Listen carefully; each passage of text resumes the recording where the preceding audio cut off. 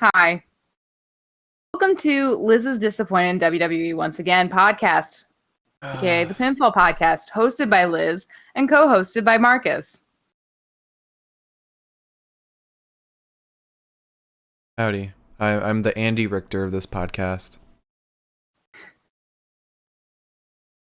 I just want to know Never. why the WWE. It's never good when you start a sentence like that. I just want to know. I don't know why the WWE hates women so very much. What did we ever do? What did we ever do to Vince? I mean, yeah. Curiosity is just, You know, just one thing. if this wasn't on National Women's Day, this would be a solid episode. But It's ah. I mean, outside of that one hilarious match, purely based on context, I really like this episode.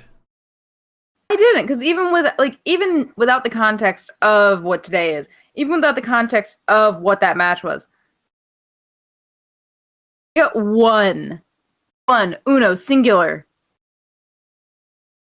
one women's match. You said one. we got one good match? Women's. Oh, one women's? Yeah. 1, 2, 3 hours. 3 hours of network television time. One women's match. Yeah. And I feel like that one women's match was done out of spite. But also, I do think they're setting up a lot with the Raw women's scene, because it seems like literally every woman in the scene wants to go for the Raw women's title, and I think it's going to be interesting come Mania time, like what's going to happen with that. You didn't even see Asuka! Yeah. She has the title! To be fair, there are some days we don't see Io Shirai for like days on end. Yeah, but at least she's like defending the title in like a respectable sense. Yeah. To be fair, she would have at Elimination Chamber. She would have. Wouldn't have even been respectable because Lacey would have won. Yeah. Oh my god. But I was also gonna say I'm very curious of what they're doing with the tag titles, because it also seems like Dana and Mandy want to go for that too, and there's a lot of conflict for the WWE Women's Tag Team title. I think maybe they're gonna separate that title per brand too. Now, here's the thing.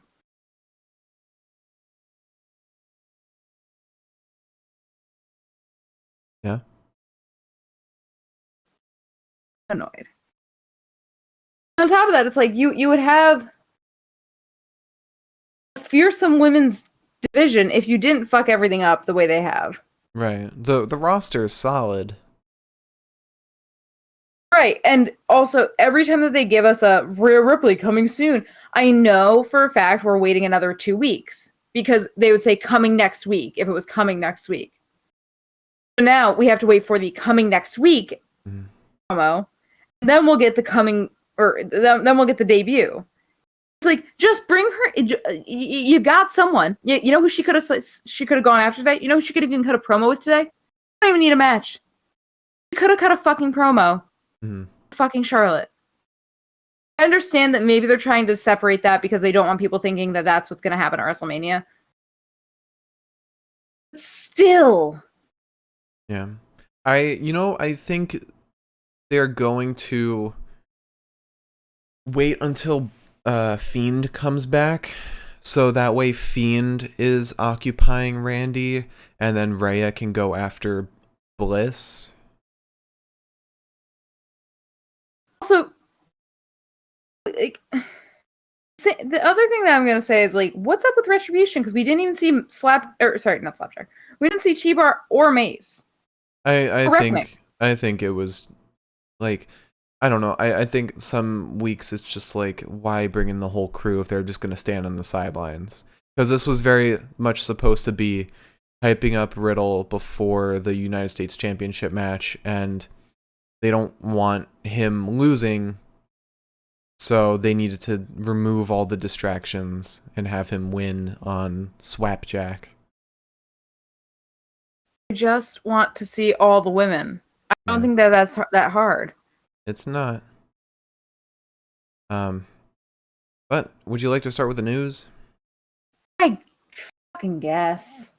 I'm surprised we didn't see Drew McIntyre in the National Women's Day whole promo that they had. They put the one woman that they know that they have. Yeah. Only woman in WWE, Charlotte. They can't put Alexa Bliss in there because that wouldn't fit kayfabe. Also, Republican, how much does she believe in that shit? We're ignoring that for the sake of the podcast. But I mean, who else would they would have put in? Who else I don't know. would they have put in?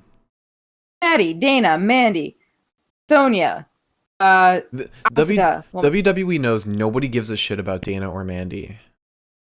Okay, so Natty, Natty, yeah.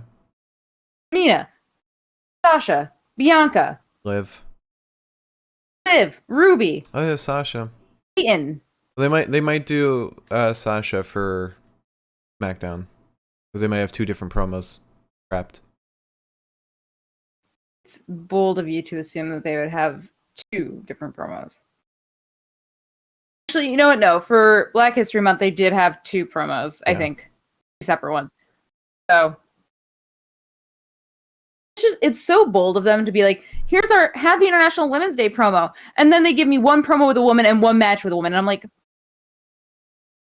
not stupid. Yeah. Yeah. Anyways. So the WWE. Let's start there and we'll go into AEW because AEW had a big night last night. Let me see if I can pull up just about any of the tweets that I saved. For the purposes of this podcast. Okay. So WWE signed a man named Kevin Patrick. Yeah. I have no clue who that is. Apparently he was on the show tonight. He's a backstage correspondent. And he is going to be a commentator on Main Event, I guess. Yeah, he is a sports correspondent. It would make sense to put him on Main Event because, you know, they can't have Tom Phillips and Byron on each time. And you know what? You know what this might mean? They might be training up a new commentator so that they can replace a certain someone who might be returning to wrestling. Calm down, because I did read an article from him saying that he had a concussion and he's not going to come back until he's like absolutely positively allowed to come back. Oh yeah, no, because he got super in trouble when he tried to come back when he wasn't cleared. He like got massively into trouble, like he got suspended. It's not shocking. They were probably like, "Hey, Joe, we've killed enough people on the show. Could we not?" Yeah. Anyways, yeah. So they signed him. He used to do Atlanta United on CBS Sports, CNN International, and then. Okay, so no, it says you'll find him broadcasting for CNN International and Atlanta United matches on Fox Sports, as well as hosting for Sirius XM FC. So he's got a lot of experience. Oh, you know, I probably watched him before. Because he used to do coverage of La Liga, and I used to watch La Liga until I realized, oh, it's literally just some odd teams, I think, and Barcelona, Manchester, or it's Real Madrid. Hmm. And I said, this is boring. You can only watch two teams win a championship so many times before your brain falls out of your ears. Anywho, I also filed for something today, and if my phone would unlock, I'd be able to tell you what it was. I filed for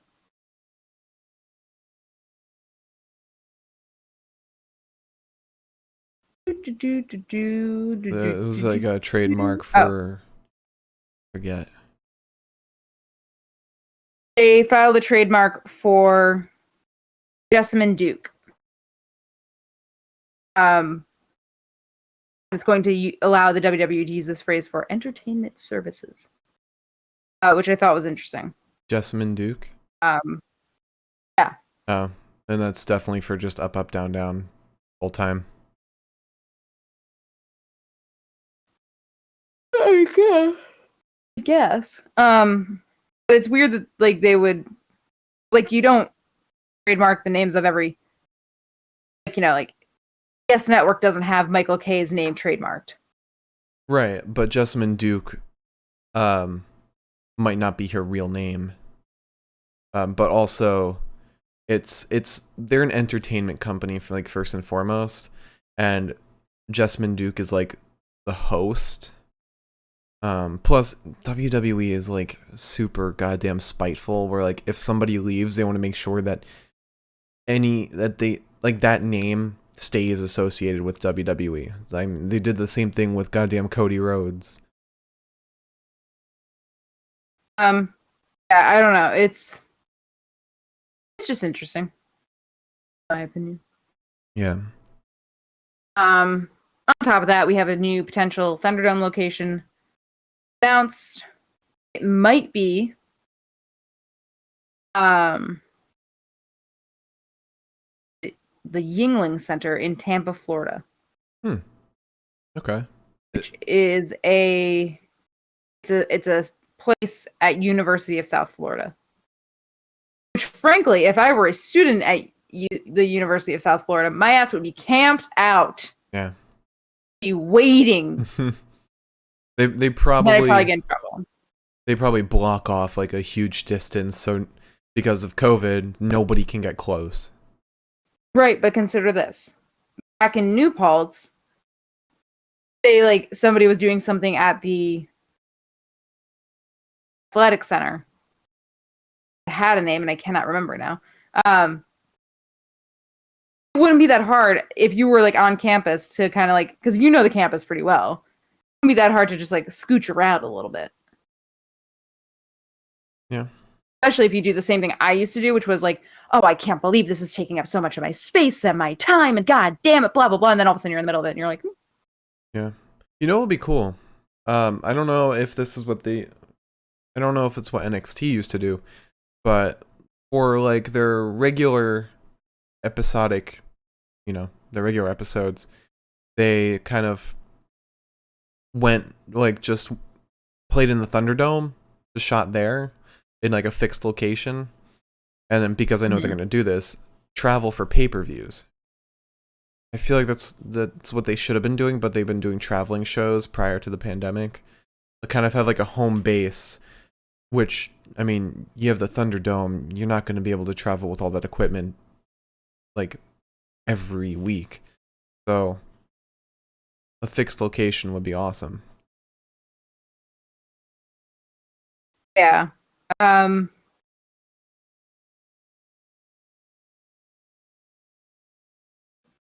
of thought that's what they were gonna do, honestly, based on their like the announcement that they were like, well, we don't know if we're going back to touring and shit like that.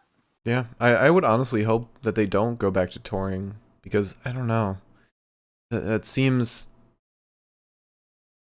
I feel like it ruins the specialness of like, oh, WrestleMania's in this city.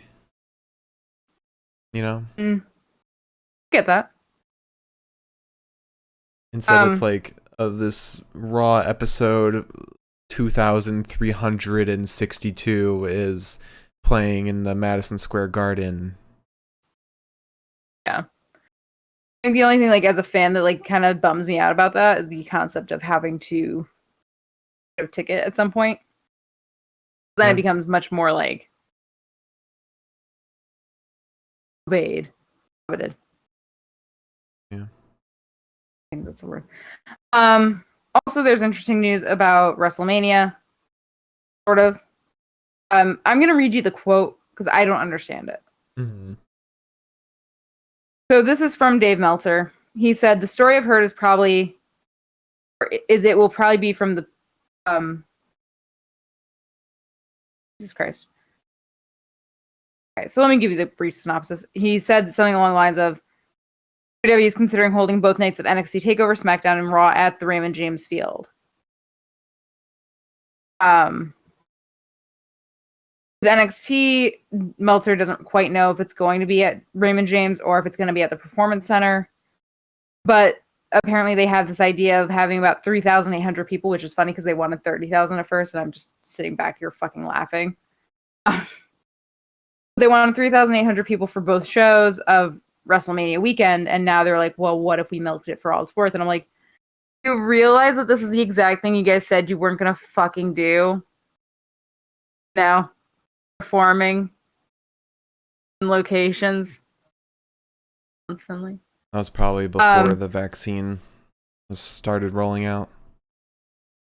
Apparently, if that's the case, then they have the concept that you'd be going to the stadium for SmackDown and Raw, as well as the 2-night WrestleMania, as well as the 2-night TakeOver,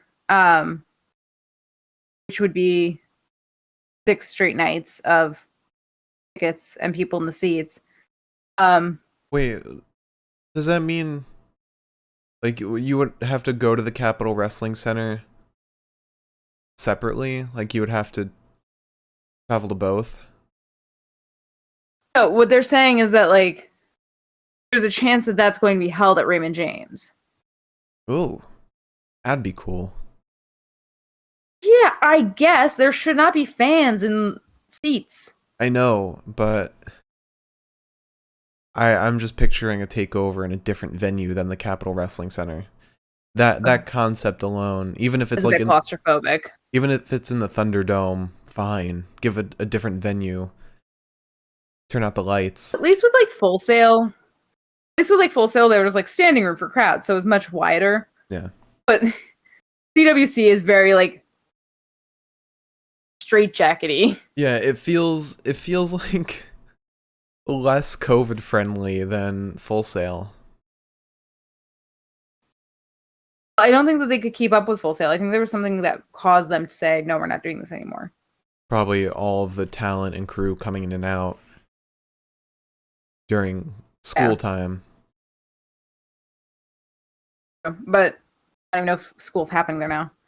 Probably is. I feel like schools are going on all across the country now. So let's jump into some quick AEW news. As probably anybody with ears and an interest in wrestling knows, last night at Revolution, we saw Maki Ito get signed. We saw Christian get signed. We saw Ethan Page get signed. God bless his soul. I'm so happy for him. I literally could not be happier for a man.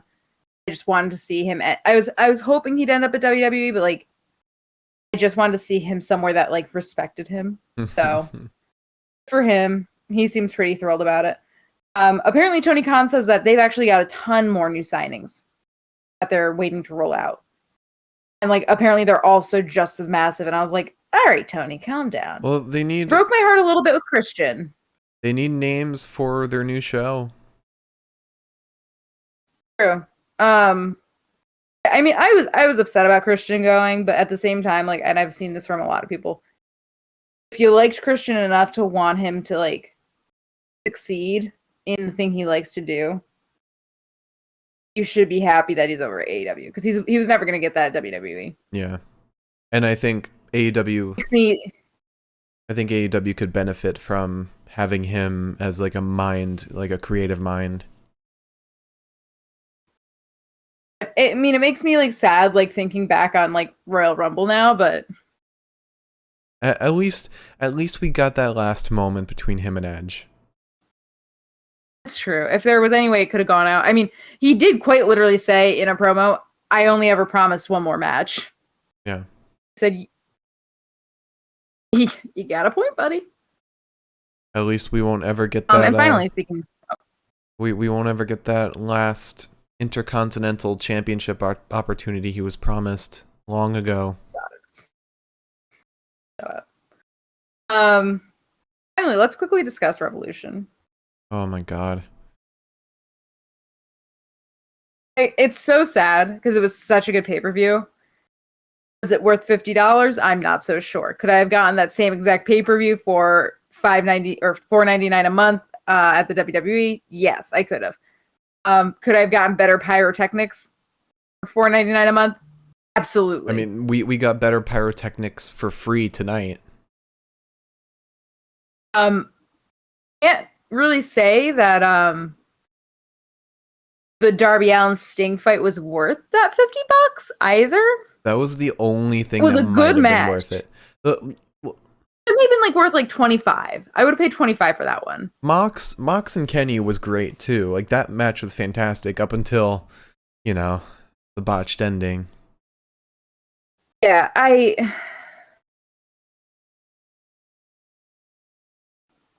again, it does suck. I mean, apparently Kenny Omega's fuming about this, which I can't tell if that's kayfabe or real. Probably both.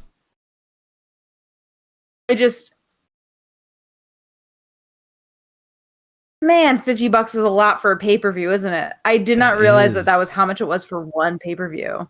Yeah, that is wild. They do a damn good job of making sure nobody can pirate it. A very good job of that. Hey, Morgan's Mist, welcome. We're talking about AEW Revolution right now. We said we wouldn't do a podcast for it, so we're not. We're just doing it during our podcast. Yeah, we're just doing a little recap. Also, I saw a comment online point this out, but during the Darby Allin Sting Team Taz match, did you notice Taz, while on commentary, at one point cracked open a soda? Somebody said that they heard that. I'm like, that is the exact reason why they should not have had Taz on commentary for that match. That was so bad. Such a bad move. It just took you out of it entirely. I don't think it was necessary. Like when I think back on like other pay-per-views or other cinematic matches, it was never like, oh man, well this one had no commentary and that bored the piss out of me. Mm-hmm. Never had that moment. I didn't need Taz joking around in the background. Yeah. It sucks. It was a really good pay-per-view. Will I pay $50 to watch another one? Probably. But at the same time, like, it just sucks that it ended in such a shitty way. Yeah. And I mean, literally all they had to do was have the ref whisper in Eddie Kingston's ear, "Don't sell it." Yeah. That's it. But I saw somebody on Reddit make a good point. Like, all Eddie Kingston has to do is just admit that he stayed laying down just because he was embarrassed. Embarrassed that he showed a sympathetic side to Jon Moxley. Yeah. That's I don't see a problem with that. It's so silly. But for them, they took $50 from my pocket. I mean, and the thing too is, it's like I'd almost be like, well, if you only do a pay-per-view, like what? Next one's in May. So every Next one's in May. 2 months or 3 months. So realistically, what is? So I pay $60 a year. I pay $60 a year. Mm-hmm. Watch all the WWE pay-per-views.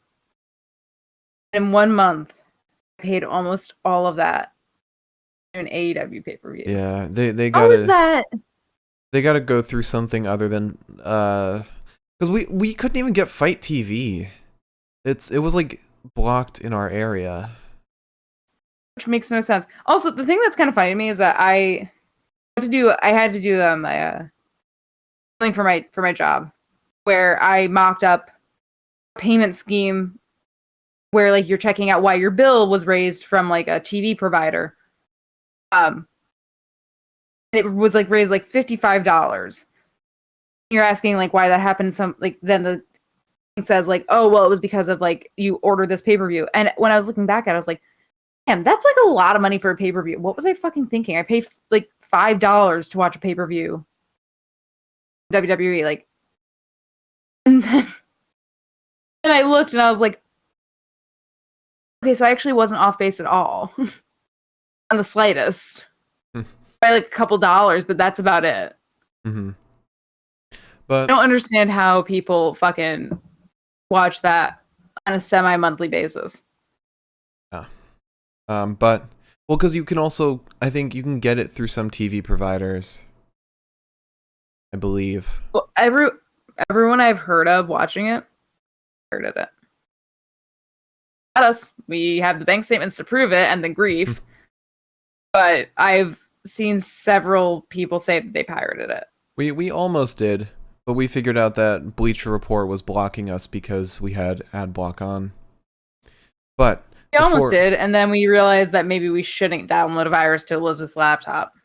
Before we move too far into talking about the specifics of the pay-per-view, we just want to recap by saying good pay-per-view all around, bad finish, which is unfortunate because that's all anyone's going to be talking about. Fight of the night, definitely Sting and Darby Allin versus Team Taz. It was almost, I mean, outside of that last match, outside of the main event, it was a pay-per-view. Yeah. That was it. Not a bad one. Better than Chamber. Much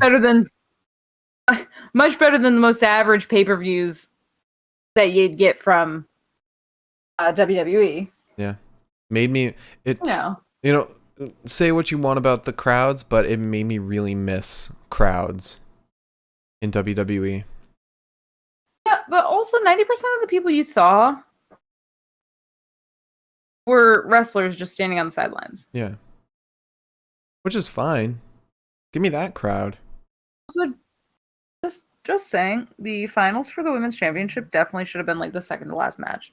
Well, no, that wasn't at Revolution. They did that on Dynamite, and then they had Sheeta versus what's her name, like the winner of the tournament versus the women's champion at the pay-per-view. So regardless, mm-hmm. that should have been later in the evening. Yeah. Regardless of what it was. Considering you gave us one women's match. Well, they had one that we didn't watch because we tuned in too late. Oh, sorry. We're not counting the pre-show. Because it doesn't count. It was not on the regular show, and I know that because we tuned in about 10 to 15 minutes late. Mm-hmm. But with that said, once again, you had how many hours and one women's match? And we're doing exactly what I said we shouldn't do, which is go too far into specifics. I have the sign up. I have the sign up. The sign is up. All right. So let's get into tonight's Raw. We started with the Hurt Business backstage. Great way to start. They're all walking with their shiny titles.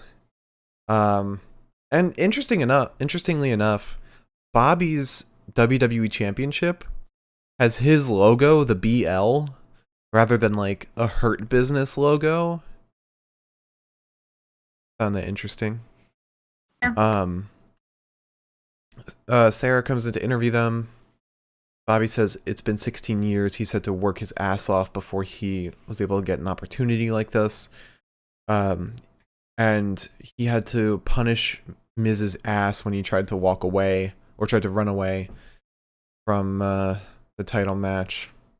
And so they're all just proud of Bobby's achievement. And then we have the Miz and Morrison. I don't remember where this was because I didn't write it down. I just wrote the Miz and Morrison. I think it was in the ring. Oh yeah, it was prior to the match. Miz expected to get his ass beat, but didn't expect to lose the title. Shane McMahon screwed it up for him because of champion's advantage, he can lose by countout, but still retain the title. That's the whole that's the whole point of champion's advantage. Miz even acknowledged that it is shady, but it's the rules.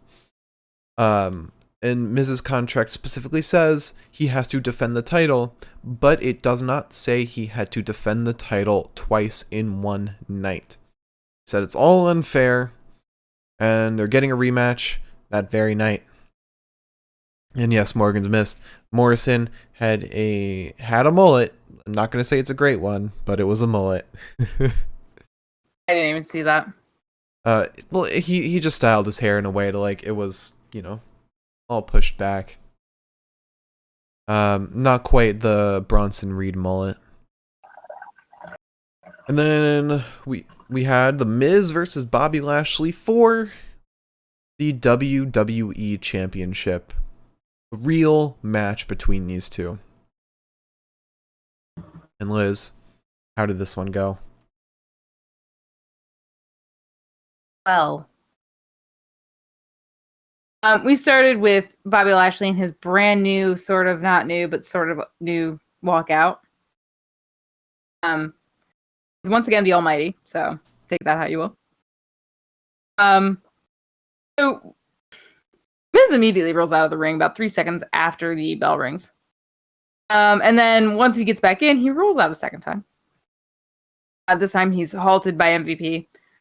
Lashley ends up grabbing The Miz, and then The Miz drags him neck first into the top rope. This doesn't seem to bother Lashley too much, who hits him with the stalling suplex. Lashley goes shoulder first into the post.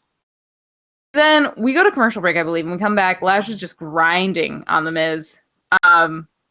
Manages to toss him into the barricade, drops him ribs first into that barricade as well, and then slams Miz into the announce desk head first. Miz sends Lashley out of the ring, I believe. Tries to send some double boots into his chest, but Lashley dodges it, picks The Miz up, and sends him, I think it was supposed to be ribcage first, but it definitely looked like elbow first, into the ring post. Get a flatliner to The Miz before Lashley just slugs the shit out of him. There's a spine buster to Miz that just looked fucking nasty as hell, and then finally the hurt lock for The Miz to submit. Yeah. And that was kind of the cherry on top to Bobby Lashley's winning the title. It wouldn't have felt right unless we got this to kind of have like an actual match between the two. So that kind of wraps that feud up in a bow, ideally. Unfortunately, Mr. McIntyre was watching the entire time, and I heard Tom Phillips say, and the guy who's probably going to be next to challenge him, and I was like, fuck you. But they keep saying presumptively, or something like that. It doesn't sound like a real word, but presumptively, Drew McIntyre is the next challenger. But since they keep throwing that word in, I have a feeling it's not going to be him. I have a feeling it's going to be Sheamus. A strong inkling. Or, Drew and Sheamus both try and go for it. I don't know. Because that was Sheamus' whole thing. He went after Drew because he wanted the title and wanted some recognition in his life. Drew was just sad about his best friend. But, speaking of which, we get an interview with Drew McIntyre. He says he is the only challenger for the title right now. He's mad that Bobby only beat The Miz cowardly and not Drew. He had to use The Miz to get the title. And that he didn't fight him like a man. And then Sheamus comes out of nowhere and attacks Drew, throwing some boxes around. Sheamus yells at Drew for like 20 years. Best friend. He mumbled something in between. It was all Irish. It wasn't English. Yeah. But I am getting exactly what I wanted from this feud. And I'm glad that it's not with the title in between them. They're fighting everywhere. That's exactly what I wanted. Then we get Drew and Adam Pearce backstage. And Drew very specifically wants a no DQ match against Sheamus tonight. And Adam Pearce gives him just that. And then we cut to R-Truth coming up to Braun Strowman backstage. R-Truth was rambling on about how Bugs Bunny has gone to the dark side and joined the Monstars, and his baby belongs to the Monstars, and he needs his Monstar to get his baby back. I assume the baby is a 24/7 belt. The Monstars is Damian Priest and Bad Bunny. What did they say about Bad Bunny, by the way? They had a graphic of him and said something about him. I couldn't remember what exactly it was. They were just talking about him holding the 24/7 title. Okay. I thought it was going to be like, I thought they were saying something like he's going to be off TV for a little while because of he's appearing somewhere. But we didn't see him at all today. Yeah. But we didn't see Damian either. Maybe they're out gallivanting somewhere. Yeah. Damian tweeted about National Women's Day, posted like posters of all the women from each brand, including NXT UK, and was like, these are the amazing women, or only some of the women that I work with. Is that what we like to call a prince? Because I certainly want to call him a prince. Yeah. A hero. Yeah. But we have R-Truth apologizes for a bunch of things, including I can't remember all of them. I didn't write all of them down. I couldn't keep up. But one of them he said was ruining Hornswoggle's wedding. And then Braun was just like, I don't want an apology from you. I want an apology. I'm about to go out there and ask. No, I'm gonna demand Shane McMahon for an apology. And R-Truth is like, oh, okay. Pulls out a pen and tries to Men in Black him. So in one promo, Truth managed to reference Space Jam and Men in Black. I love it. I love it.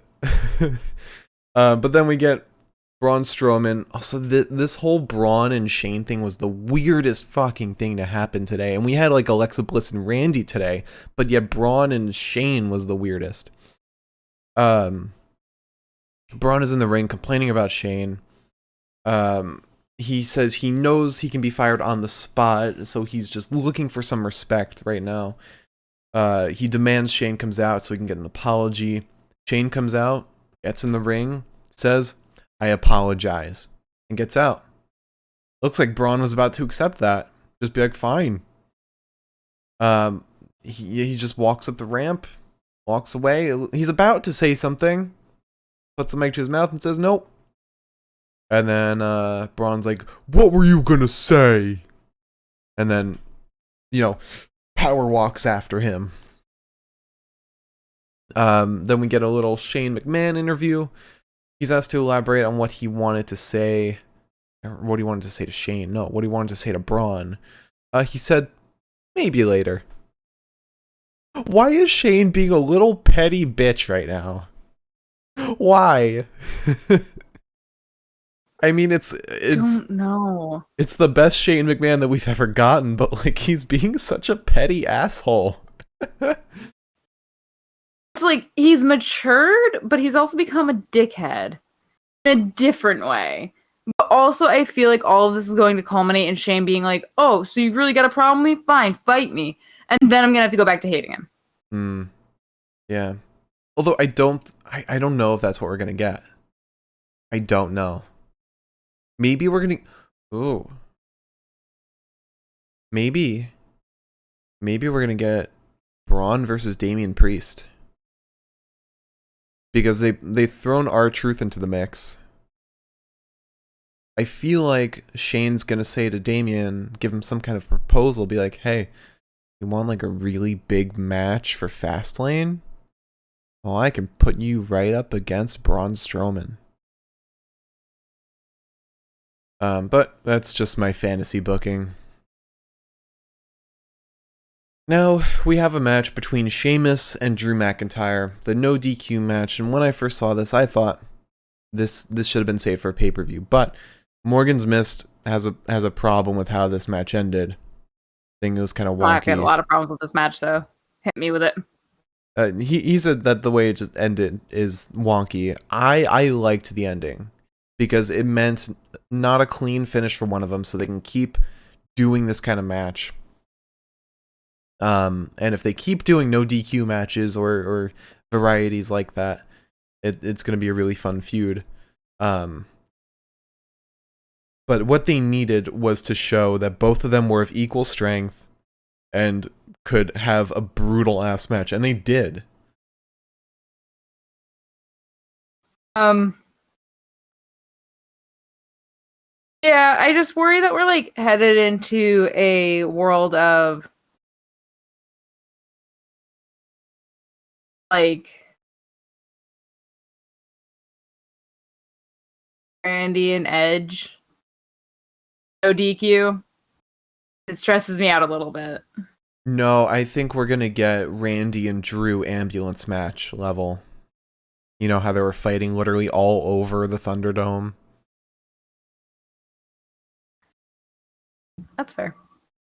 I have a feeling that's what's gonna happen. All right, let's start this. Yeah. Drew attacks Sheamus before he can even partway down the ramp. Get a shoulder tackle to Drew from Sheamus once we're in the ring, and then just an absolute return of that from Drew to Sheamus. Sheamus whips Drew into the corner and then kicks him, putting him out onto his back, and then starts stomping on him. He pulls Drew neck first into the ropes, ends up going off the top rope with a clothesline. Drew then sends Sheamus into the stairs. Sheamus gets a kendo stick, starts swinging it at Drew. Drew sends Sheamus over the barricade. And he sends Sheamus spine first into the steel steps. Sheamus then sends the ropes into Drew's crotch. I can't tell if crotch is a worse word than penis.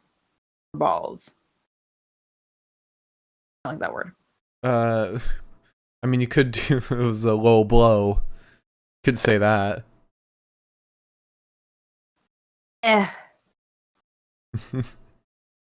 Sheamus gets his kendo stick back.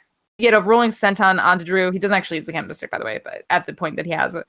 And then gets probably the most memorable moment of the match with the Celtic smile on Drew. Fucking ridiculous how that man looked. For a whole second, I was like, I'm not attracted to this. Also, during COVID times, maybe not put your fingers in other people's mouths, but that's me. The idea of like, I don't even like putting my own fingers in my mouth, which I rarely have to. I was gonna say, when would you? You know, when I'm, I don't know. I think you should just continue. Let's just go. Let's just move past this point. I was just gonna say that like I wouldn't like that on my own. So like the idea of like seeing like the Fiend do it and like Sheamus do it, I'm like, at least the Fiend has gloves. Spitting everywhere. At least the Fiend has gloves. Almost makes it worse though, because then there's like an extra layer of like just shit. You're like, ugh. I would gag. I know I would gag. Oh, so bad. Anyways, after that we get an overhead belly to belly. Some kendo shots onto Sheamus from Mr. Drew McIntyre. Drew sends Sheamus face first into the ring post and then gets a spinebuster off onto him. Or rather, there's a spinebuster off onto Drew into the announce desk. An Irish curse backbreaker. Sheamus is going for that cloverleaf, but Drew kind of gets up on his shoulder a little bit, making sure it's not locked in. And then Drew ends up getting a jackknife cover on Sheamus, sort of, kind of, maybe-ish, maybe, kind of, maybe, sort of. Ish. Oh, my phone went off like that. That was weird. Didn't hear it. Oh, you didn't hear it? No. The stream probably did.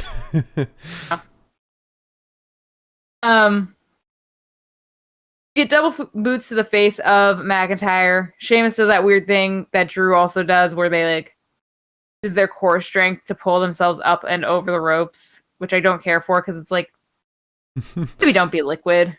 fucking weirdo. Who were you impressing by doing that? True. That's all it was. Just like, look what I can do.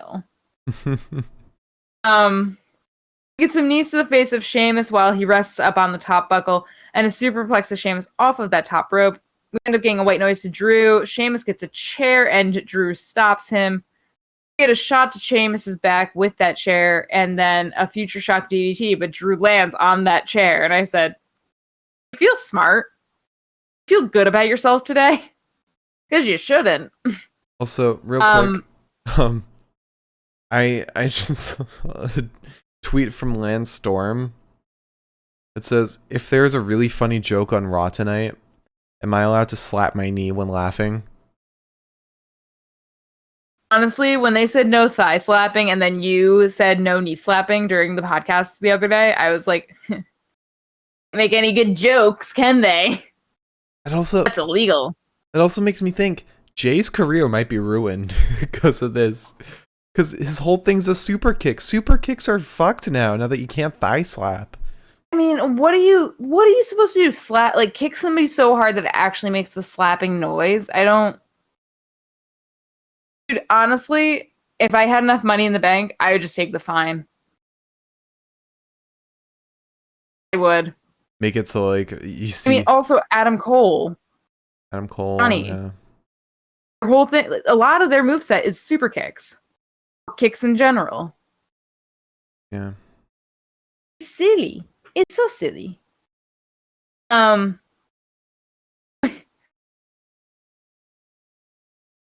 Remembering this moment just breaks me down a little bit.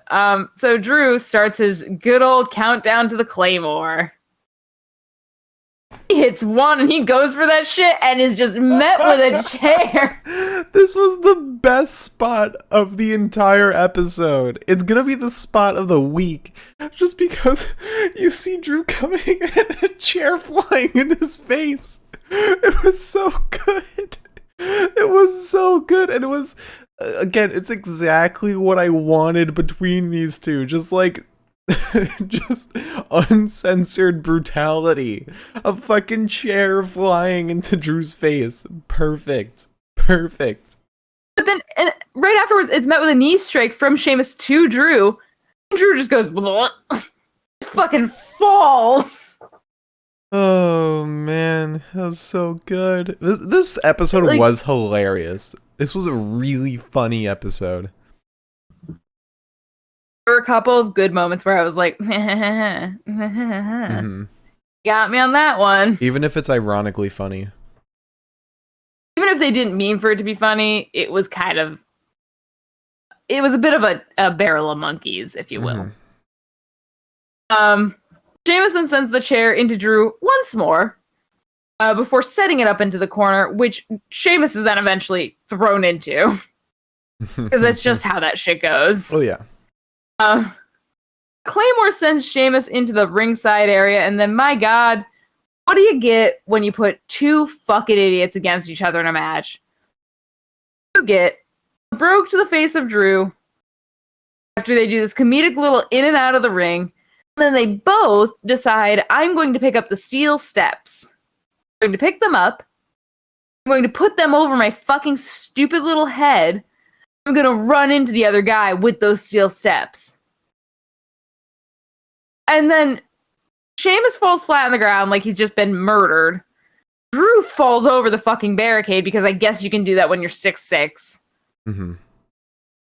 And then the match ends because Eddie Orengo says, Sheamus isn't responding to me, so that's that on that. Yeah, I mean, that's what Morgan Smith said was the wonky part about this match, was the stairs bitten. That I agree with. That was goofy as hell and kind of stupid. I don't really know how to end it. Yeah, because the commentators were like playing a slow-mo of Sheamus's end, where like he's banged in the head by the stairs. His head is pressed against the stairs the whole time. Should have been fine. The reverb would hurt probably, like, in a kind of snapping way. Yeah. Not hard enough to, like, knock you the fuck out. Like, if his head hadn't been pressed against it, I'd understand. Right. It should have been, like, chair shots instead of stairs. That would have been better. Yeah. Right there. You know? But I mean... I just think it's... This match was fucking a good old chuckle. I understand that Drew probably wanted it to look dramatic as shit. Mm-hmm. I'm sorry, sir. I still really like this match. It was great. But then we get a little interview from AJ Styles and Omos. AJ, before any questions can be asked, he wants to talk about Randy and the Fiend, which I really like this. It's wrestlers talking about other storylines because, you know, they're all in the same venue. They should have some kind of like witness of other events transpiring. He says Randy's been haunted by Fiend and Alexa, and it's the worst. Lighting the Fiend on fire could have been the worst thing Randy could have done. He said he was hearing voices in his head, but then now there's magic haunting him. Then Randy Orton comes in. He asks, "Is there something funny about a grown man having his mind messed with?" And AJ says that he thinks it's weak, not funny. And then Randy challenges AJ to a fight later, which I was excited for. But then we get Shelton Benjamin versus Xavier Woods. And they also, prior to this match, announced that the New Day has a tag team title opportunity at next week against Hurt Business. Yeah, it's interesting because they really just said, we're done with that New Day Retribution thing. Yeah, the Raw tag team scene is like so messed up right now. They don't know what to do. I mean, you've had Lucha House Party fight Hurt Business so many times. At least give them a title shot. It's also interesting that we didn't get a single tag team match tonight from the men. Yeah. That is interesting. All right. So, Xavier with Shelton. Xavier gets choked out against the ropes before being sent out to the ringside area. He's then Irish whipped once he's back in the ring into the ropes, and then sent back first into the mat. We get an elbow to the face of Xavier and a knee strike to the throat, as well as in the face. Xavier tries to get back in as this is happening, so he's kind of just caught up in the ropes, sort of helplessly. Xavier still manages to get up, starts fighting back to Shelton.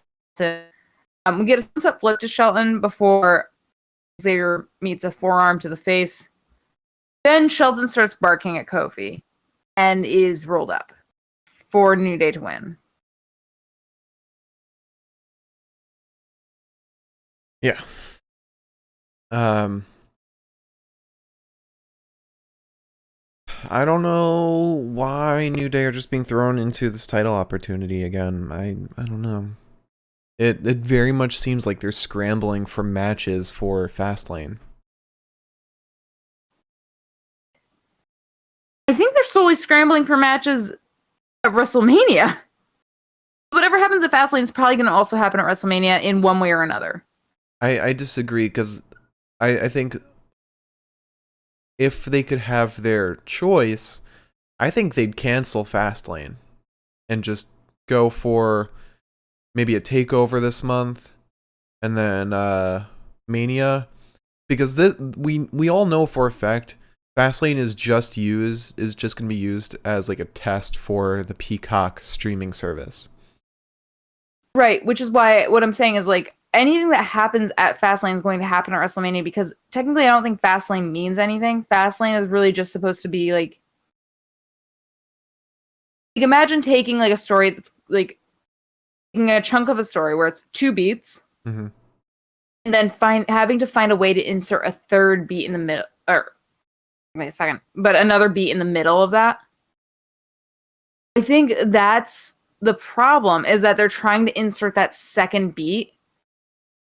And they don't know what the fuck to do, because how do you create a climax when you've already created the climax? Right. Now, one thing I will disagree with you on, though, is I don't think the Sasha Bianca Shayna Nia match will happen at Mania. But no. That's gonna happen at Fastlane. I never said that. You said whatever was gonna happen at Fastlane will happen at Mania. But so more so, what I mean is more so like,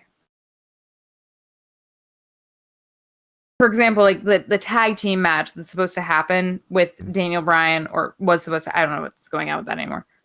But originally that. Okay. So, but originally that was a stepping stone to WrestleMania. Mm-hmm. Bianca and Sasha versus Nia and Shayna at Fastlane is a stepping stone. Love fucking talking. Stepping stone to Sasha versus Bianca at WrestleMania. Obviously, I think that's going to. I know that's going to be the main event for probably night one. It's more of like creating a means to the end, and it just doesn't make sense half the time. Yeah. I think because they need to build up these two nights, I think Brock Lesnar is coming back at Fastlane. Because last year's Mania, 2 nights, they had the Boneyard match, which wasn't like a title match. That was like just a big match. They need something that's not a title match in that main event day 1 position. And it could be Drew and Bobby, but I think Brock is going to step in and make it Brock and Bobby. Because let's be honest, Drew and Bobby is not Mania worthy. Yeah, unless Drew makes like some sort of change in his personality, which today we did kind of get a tastier little man than we normally do. I think we're going to get Drew and Sheamus at Mania.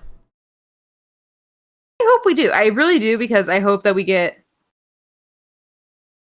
an actually like upsetting storyline. I'm not going to be happy unless like something makes me like want to cry with Drew and Sheamus. Yeah. But yeah, I'm not looking forward to Fastlane. But you know, I actually forgot I was going to say this. I think at Mania, for something in the women's tag scene, I think we're going to get kind of like a battle royale between all of the women's tag teams, because it seems like all of them want that title.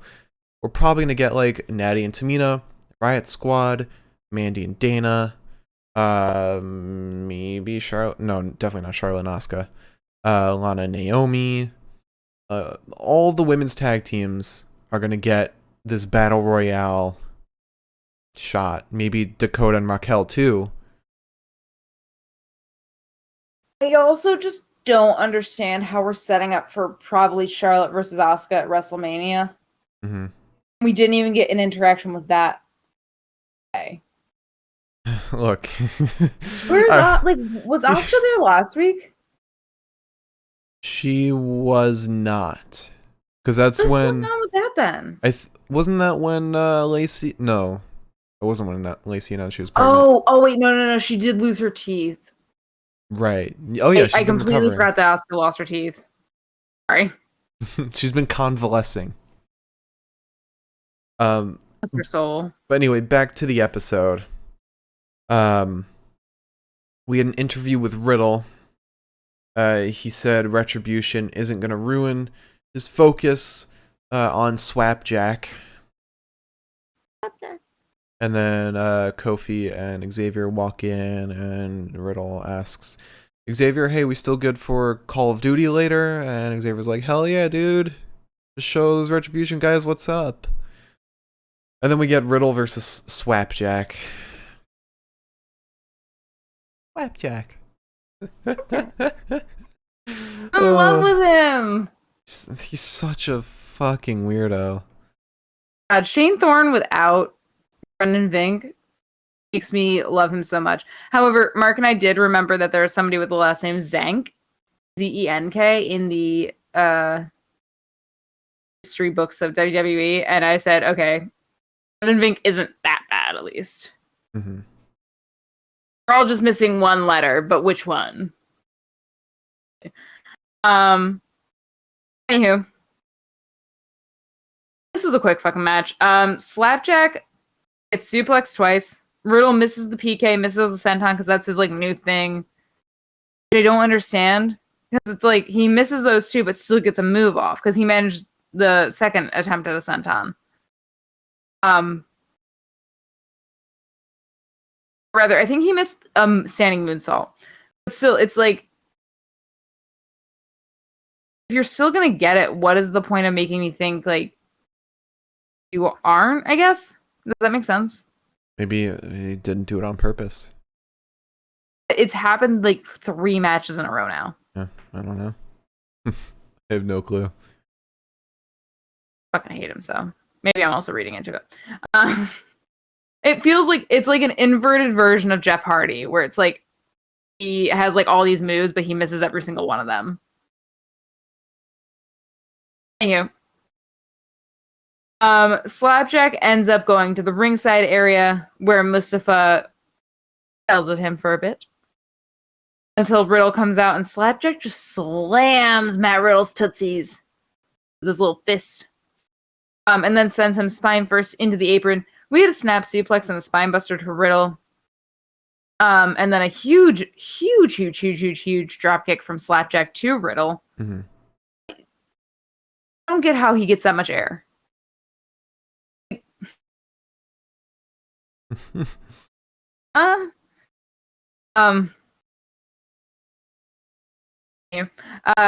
Riddle then catches Slapjack midair. We had a flash knee strike to Slapjack, pump knee to Riddle, and then finally a bro Derek to Slapjack for Riddle to win and for Mustafa to just get angrier than he was before.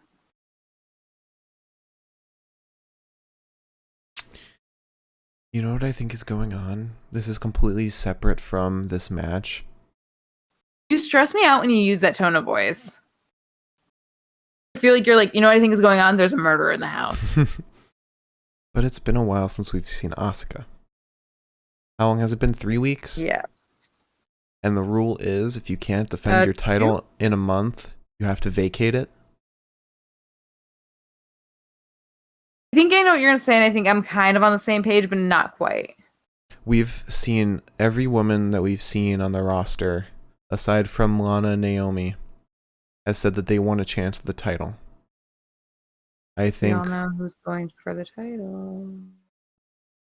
I think that they're going to have Asuka vacate it and put it up in some kind of gauntlet. Oh. That's not what I was going to say. What were we going to say? I was going to say that no matter what happens, Charlotte's going to get the title, because we've talked about this too. Charlotte's going to get the title. Becky Lynch is coming back at Fastlane. And if not at Fastlane, or rather, maybe not at Fastlane, but she's either coming back at Fastlane or WrestleMania. That's 2 weeks apart. It doesn't really matter what's what. Because what does WWE love more than the 4 horsewomen? It's Becky and Charlotte going at each other's fucking throats for a title. Mm-hmm. Because those two ladies, as much as I kind of don't want to see it the 400th time, those two ladies can tear one another apart, no problem, no questions asked. Right. I think that's what's happening. I can't imagine. Also, especially because I looked at Damien's post. Mm-hmm. I saw that Becky is technically still on Raw. And I said, And those are new posters because Rhea's on Raw. Yes. Which, personally, in my opinion, you might be top-loading Raw a little bit with the women's roster, but that's fine, because they need something. That's why I think they should put Becky on SmackDown, because they have, like, no women's roster. I'm almost positive they'll do another draft this year. I actually wonder if they'll do another draft earlier this year. Include NXT this time. Yeah. But Morgan's missed to mention that Peyton Royce cut a good promo tonight on Raw Talk because Twitter's buzzing about it. What if it was about the Raw Women's title? Then I am putting all my confidence points into Asuka vacating the title. Wow. Okay. It hasn't been mentioned yet, which is why I don't quite want to jump on ship with you on that one yet. Yeah. I know, like, when Finn, like, broke his jaw, they were like, well, if you can't, defend the title, shit like that. And Morgan Smith said, I think it was, she was demanding a match with Asuka. Aren't we all just demanding a match with Asuka at this point, though? It's a gauntlet, but everyone has to fight Asuka. Whether it's to fight her or to just watch her fight somebody, aren't we just all sitting here? But anyway, back to the episode after the 50th diversion. We have... Diversion drinking game. We have Adam Pearce and Shane McMahon backstage. Pearce asked, Shane was about to say to Braun. Shane said, there's something else I wanted to say. And he asked Pearce to get Braun into the ring. Wait for him. Shane McMahon is in the ring, and then Braun comes out. Shane backs out of the ring once Braun gets in and kind of pretends his mic's broken as he kind of walks back and forth. He backs like all the way out, starts going up the ramp, and is like stammering the whole time, like not really saying anything. Breathing heavy. He's breathing very heavily into the mic. And he's just like, I don't know if I can tell you this, Braun. And he's literally just gaslighting him the entire time. He's like, you seem mad? You seem mad at me.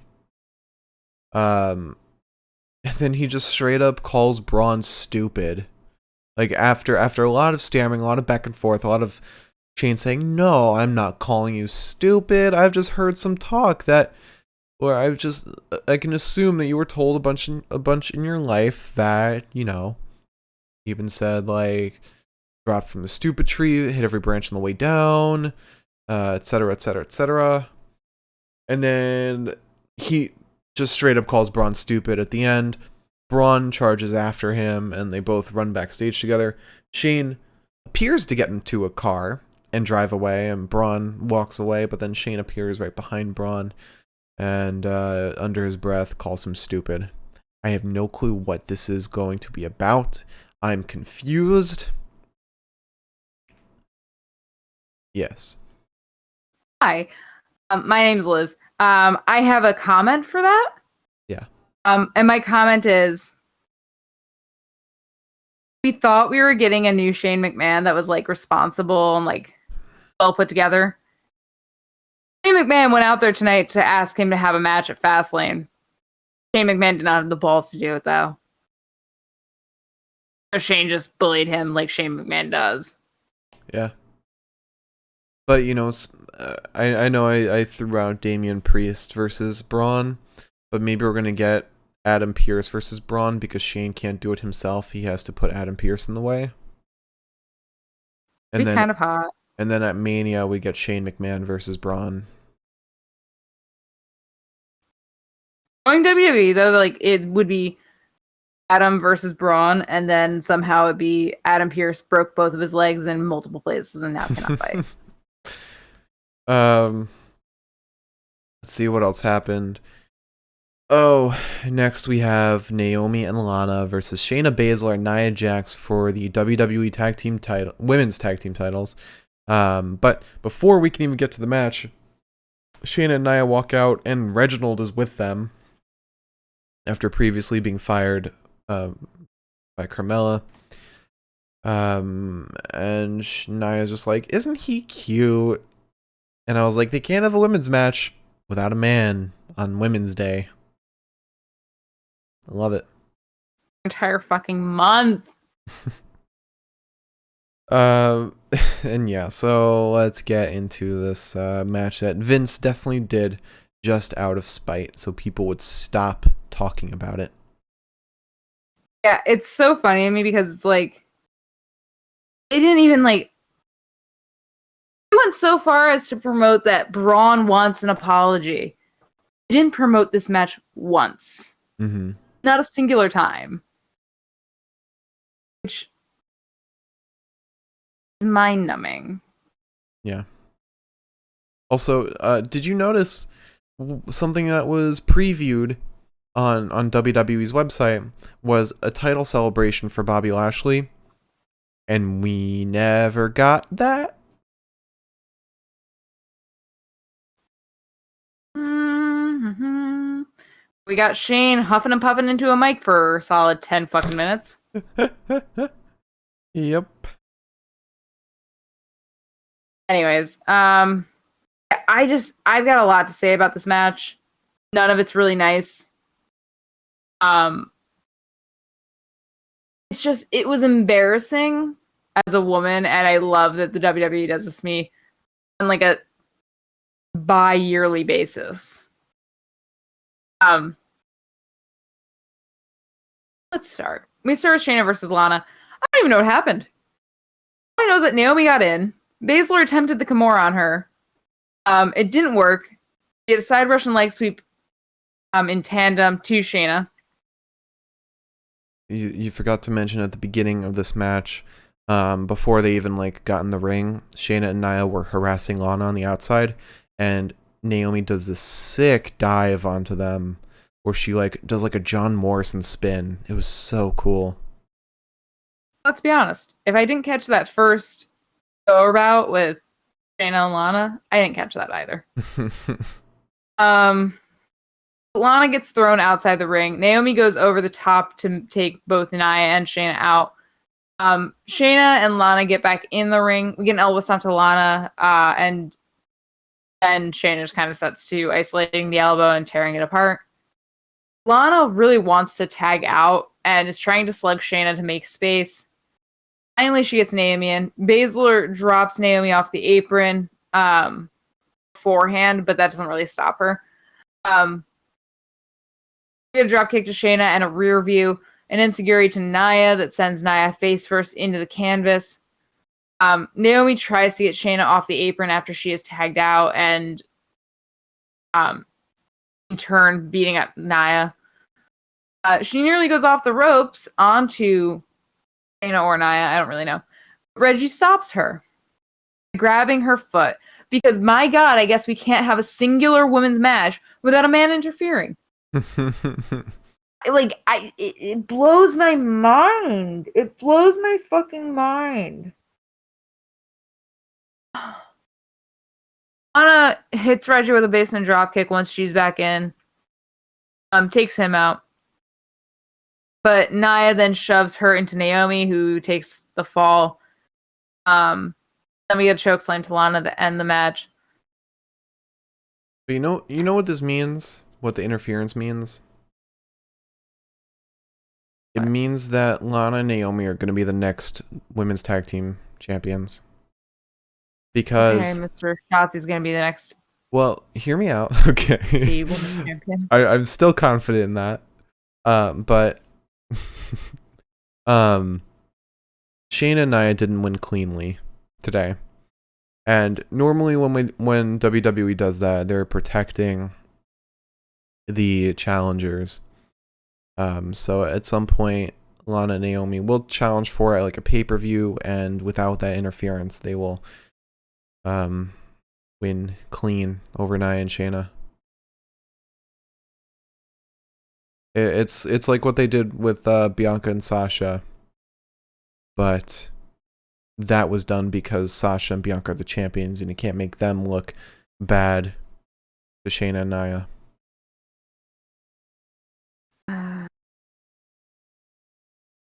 But yeah. I'm just gonna say I'm tired. I just want to be respected. You're respected by someone besides NXT. You're respected by almost all of our viewers.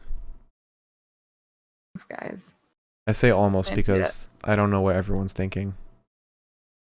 We've definitely gotten a couple of people who have viewed it and said some things that I was not a fan of. Probably. Looking at you, Morgan's Mist. No, I'm kidding.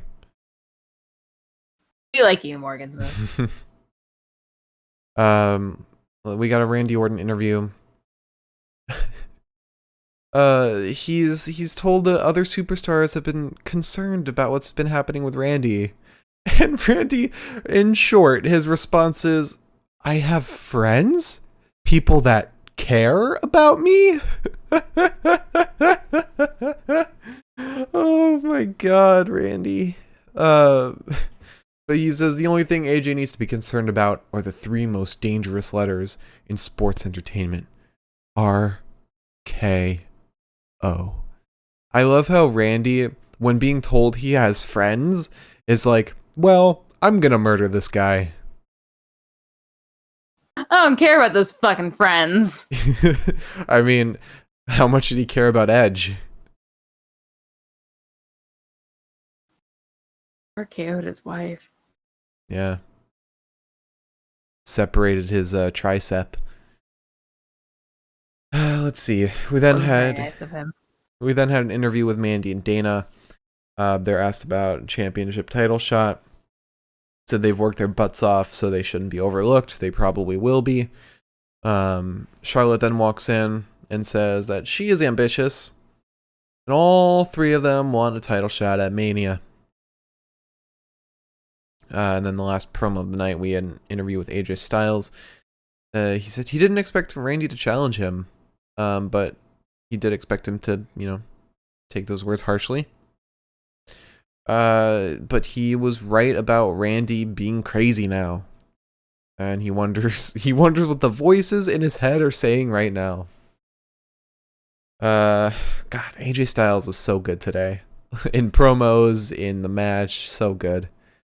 And then we had AJ Styles versus Randy Orton. But before, we had the funniest stuff before this match. So AJ and Omos get in the ring. And before Randy comes out, AJ mocks Randy by doing like a zombie impression before Randy comes out. And Omos are just laughing together. And then Randy walks out, does his walkout, stands up on the ropes, and AJ just looks up at him, looks up at Omos, and is like, look, he's not better than me. I'm not impressed by him. And then Randy does it again. AJ just looks up like... You could see the wheels turning where he's like, yeah, that is kind of hot. You're right. Then, also, in addition to that, Randy sees Omos and tries to stand on his toes to get as tall as Omos. Oh my god, this was hilarious, and the match hadn't even started yet. Oh god. That was one of my favorite moments too, especially the ooh. Oh my god. AJ, if you didn't realize there's another being fucking torturing Randall, be nice. Oh, they know. They're fucking with him real bad. So this match starts with Spider almost getting McMurdered in between Randy and AJ. AJ gets sent into the buckles and Randy stomps on his little fingies.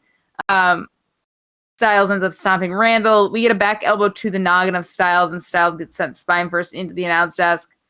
After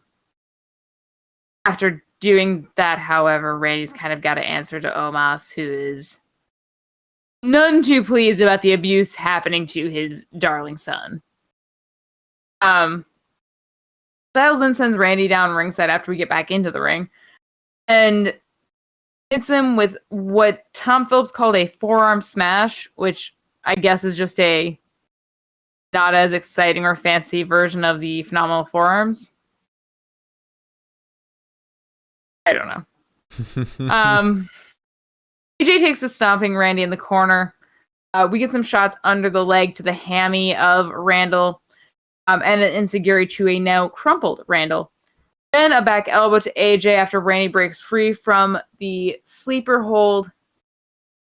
We get a discus lariat to AJ that nearly beheads the poor man, and a backbreaker to AJ over Randy's side. AJ blocks a potential superplex, and hits Randy with a chop block while he's up on the ropes, sending Randy down to the mat. AJ then goes for the phenomenal forearms, but Randy meets him with a fist, and then he looks for the Draper DDT, can't get it. Is brought right into a calf crusher. manages the Draper DDT finally at one point or another. And that's when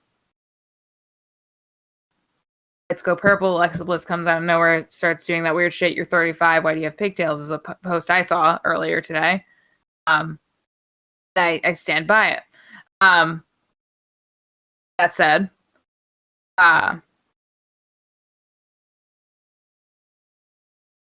basically she's like, she does this thing where like she's like laughing and she lights a match and she blows it out. The cutting is horrible. Whoever was in charge of the switchboard was not on his game tonight. Cut back to Randy. The pyrotechnics go off in the corners of the ring because that's what happened in the last Inferno match. And then Alexa Bliss just cackles while AJ hits Randy with the phenomenal forearms. Yeah. But the pyro.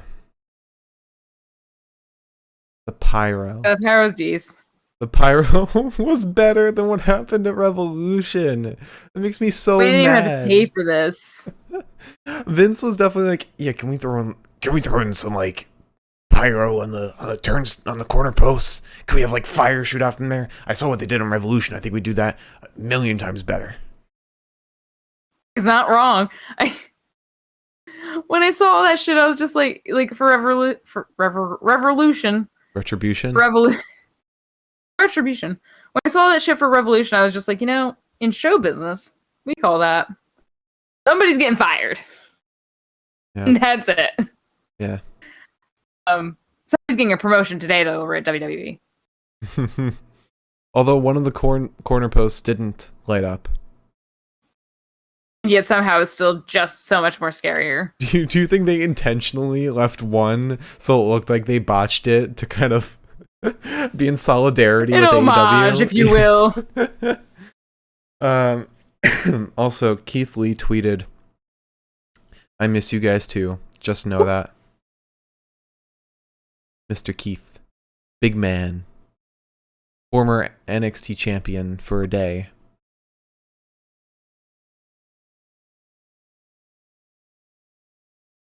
I wonder if he's going to come back anytime soon. I don't think so. Doesn't feel like it. Yeah. Well, he was injured, or at least that's what the kayfabe reason was. Yeah, injured. What do we call it? I like to call it hated by Vince McMahon, but Yeah.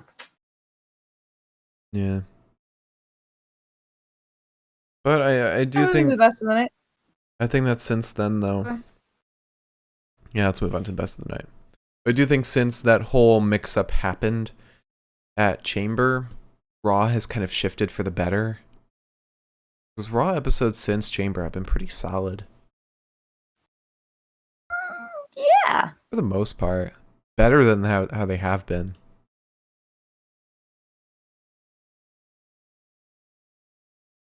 Alright, so bests of the night.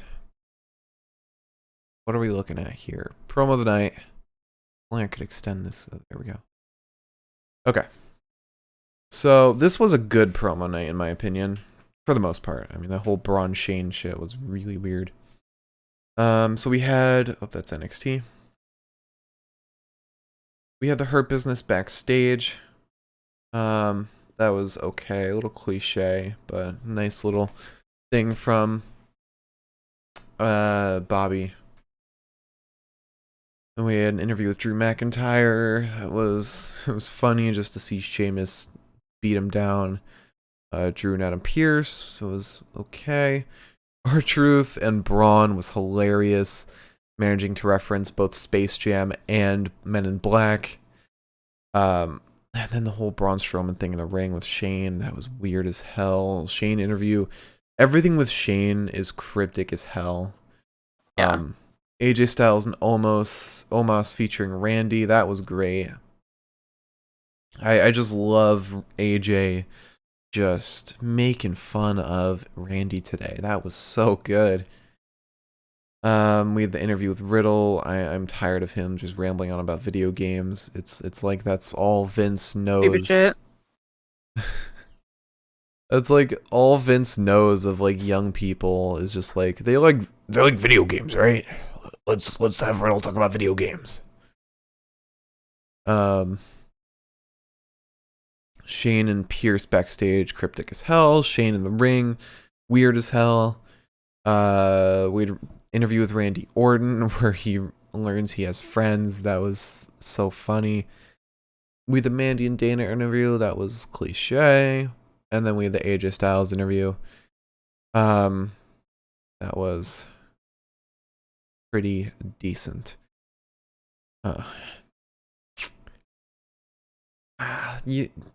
Just for the sake of like intentionally funny, I'm gonna go with R-Truth and Braun.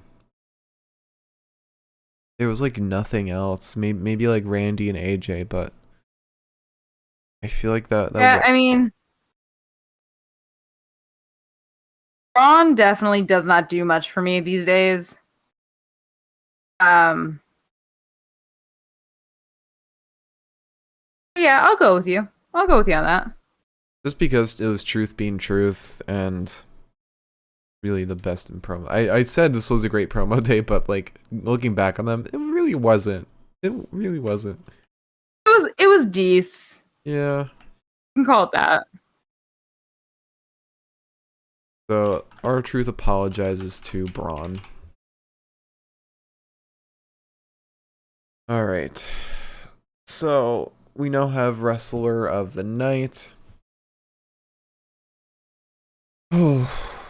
So we started off with The Miz versus Bobby Lashley. I mean, The Miz barely did anything, so I'm going to give it to Bobby. Bobby didn't really have to do anything either. We then had Sheamus versus Drew McIntyre. And I am 100% giving this to Shamu. Shamu. For that great Death Valley driver.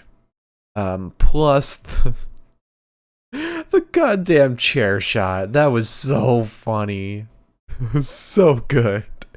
The accuracy. Oh my god.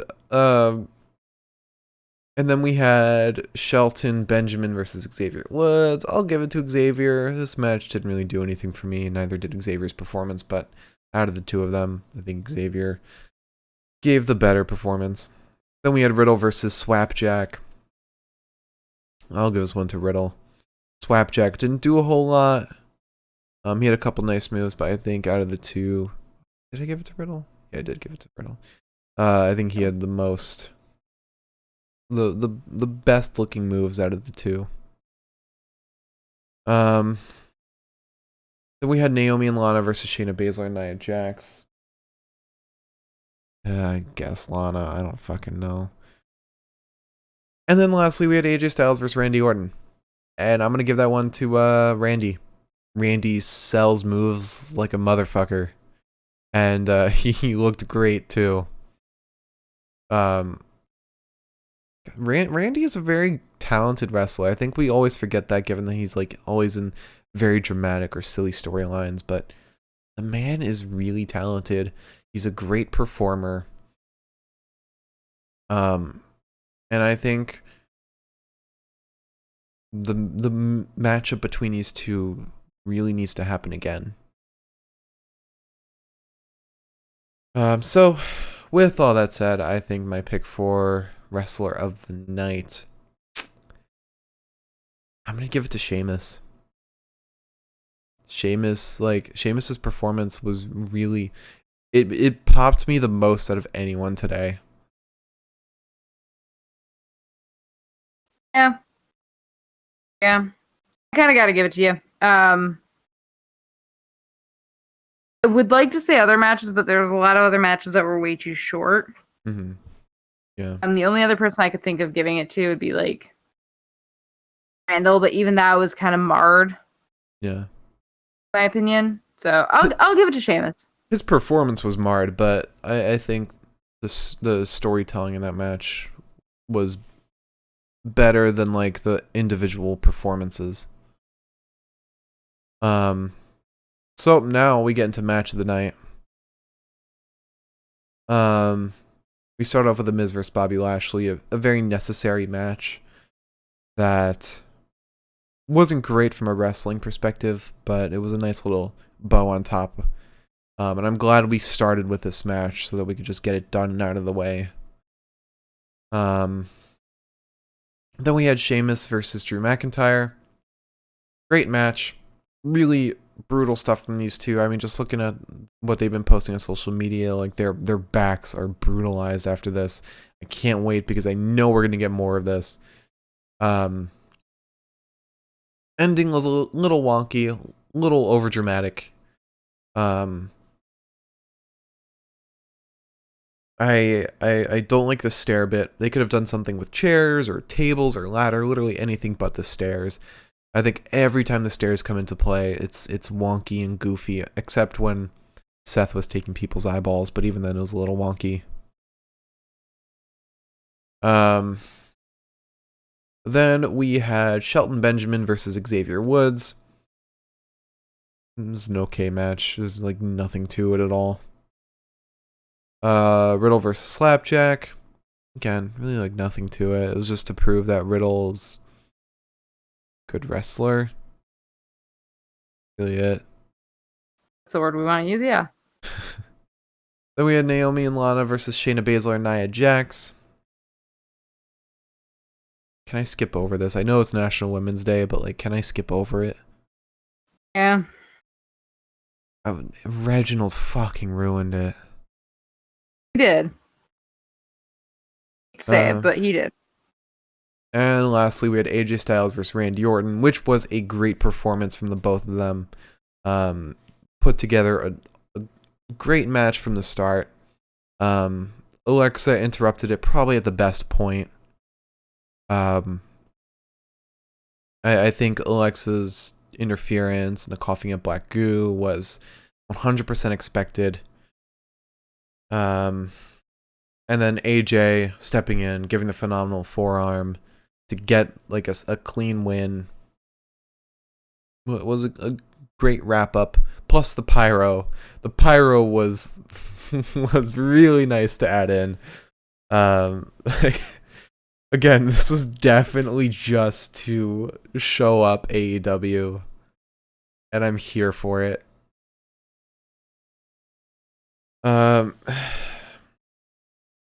Not much advancement in the story on Alexa's part, or Fiend's part.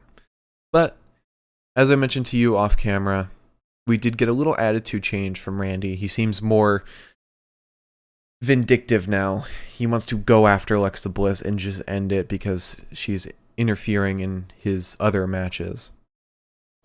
And it's escalating. We got pyro this time. So, with all that said, I'm a little torn. But, personal opinion, I know you'll disagree, but I'm going to go with AJ Styles versus Randy Orton. Because the ending was less wonky than what we got from Drew versus Sheamus. Only giving this to you because I enjoyed the match. Mm-hmm. The Alexa Bliss aspect, if I have to see her one more fucking time, I'm going to lose my mind. You just say that because you don't like Alexa Bliss. I know if you had... That's not true. That's not true.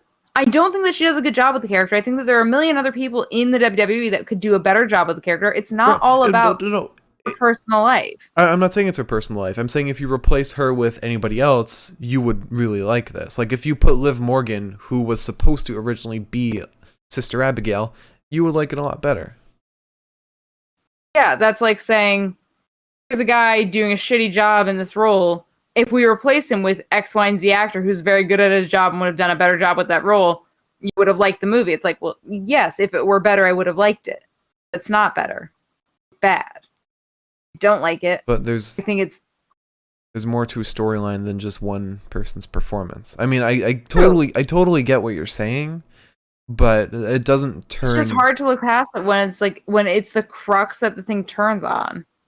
Personally, I don't mind her performance as Sister Abigail. I think it's fine. I think it serves its purpose. you definitely have harsher feelings than I do towards it. But I do agree if we had someone like Liv Morgan in the seat, it would be a lot better. But that makes our match of the night AJ Styles versus Randy Orton. But if we're talking about matches that make me most look forward to the future, it's Sheamus versus Drew. Because I cannot wait for another match.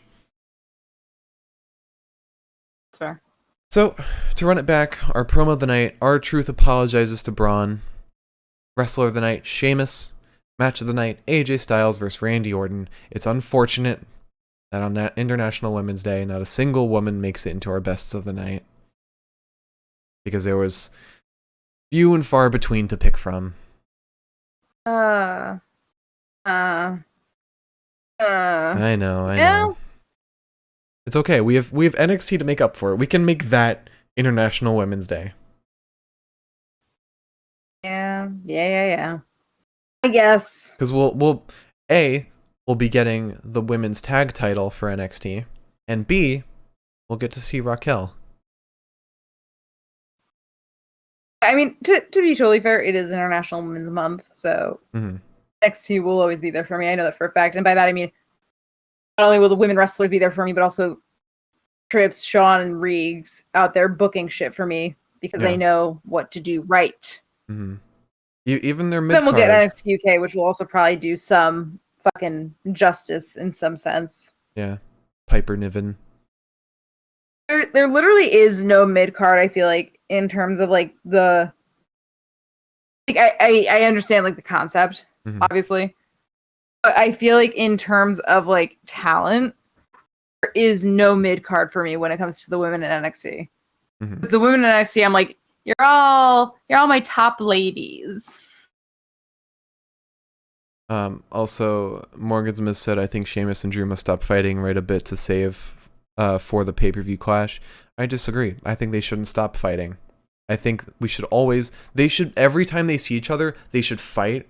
And then I know WWE won't do this, but I will love this if they do it. If they have a death match. Sheamus and Drew death match. Barbed wire death match. I know they won't because they're PG. Also, I don't think they can right now without being like, well, you clearly copied AEW. But Exploding with that said, I match. do think that Morgan Smith has a point. I think Morgan Smith has a point. I think next week what we should get is quite simply a promo. I don't care if it's a promo that ends in fists flying. A promo. Yeah. Because I think if they like kind of just like hold us off a little bit, I think that'll make... Because I think that they're going... I honestly think that this match should have happened next week. Yeah. Only because now I'm like, okay, well, what else are you going to fucking do? You already had the no DQ. Ambulance It's like match. as bad as it gets on WWE. Ambulance match. Or cage match. There needs to be a really cool stipulation for this match at Fastlane, I think. That's why I think because we've already started at like a 10. I quit match. That'd be good. We've already started. I would lose this shit if he lost, though. Yeah. But like we started at a 10 with these two in terms of like violence. The only way you're gonna escalate it to pay-per-view level is with like an I quit match, a death match, something where the only way to win is to give up. You can only go more brutal from here. What I meant where they should like fight each other every time they see each other is just in promos. I don't think they should have another sanctioned match until pay-per-view. I genuinely think that like if WWE, at least for Raw, went more like PG-13, NC-17, no one's gonna be upset. Yeah, no one. It's not like a theater where like you have to like have your ticket punched. I genuinely feel like 90% of the people that are like, yeah, my kid can watch wrestling, you already know what you're getting. Like, I don't see a reason for them to be like, oh, if we change the rating, then who knows what'll happen. It's like, well, I think you'll still have the same amount of viewers. I don't think like all of a sudden like a parent's gonna be like, PG-13, no, go to your room. No. Yeah. Yeah, I don't know. Maybe they have like a specific show for like more mature stuff, or like save the mature stuff for pay-per-views. I don't know. NXT, at least every week, I know I'm getting some blood. Okay? It's not a death match. It's just I know I'm getting some blood. Or Give me a little blood. yeah. Got a little bit of blood tonight. Give me a little more. Just a tiny bit. I got quite a bit of blood actually. Drew and Sheamus, AJ's mouth. Sheamus didn't have that much blood. That was more like welts. If you look at the pictures, there's a lot. Where are the pictures? Twitter. Both Sheamus and Drew posted them individually. Idiots. But yeah, I would love to see maybe like if you have like a pay-per-view match between these two that's like a bloody match, maybe separate it from everything with like cards that say like warning, not for children, there's violence and blood and stuff like that. I used to do that. Okay, it's still not blood really, it's just welts. Oh, I saw a lot of cuts and scrapes on them. Sheamus doesn't count because Sheamus's skin is paper. Glass bones and paper skin. These two idiots need to wear more sunscreen on their backs because they are both so freckled, and I know that they are not getting those freckles just because they're little fair-skinned Irish and Scottish boys. You probably can't go out in the sun at all. He'll probably get skin cancer immediately. Honestly, between them and Dexter Lumis, my thing is always just like, wear your fucking sunscreen. God damn it, you guys. I should not, and Braun too. I should not have to be sitting there looking at your sunburned arms. Wear some sunscreen. Mm-hmm.